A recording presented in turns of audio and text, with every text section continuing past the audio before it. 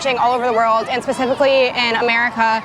We're demanding a Green New Deal, no more fossil fuel infrastructure projects, that our politicians only make decisions based on science and a lot of other things. So we're just all gathering today to basically demand that our politicians take action. Climate change hasn't really affected any other generations to the extent that it's affecting my generation.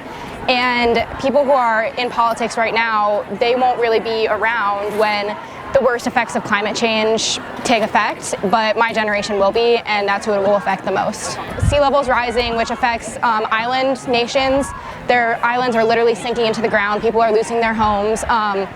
More devastating hurricanes. We just saw Hurricane Dorian, which devastated the Bahamas and lots of other areas. It's important because if we can't transition into a green economy, we will never be able to defeat the climate crisis, and that's why we're all here today.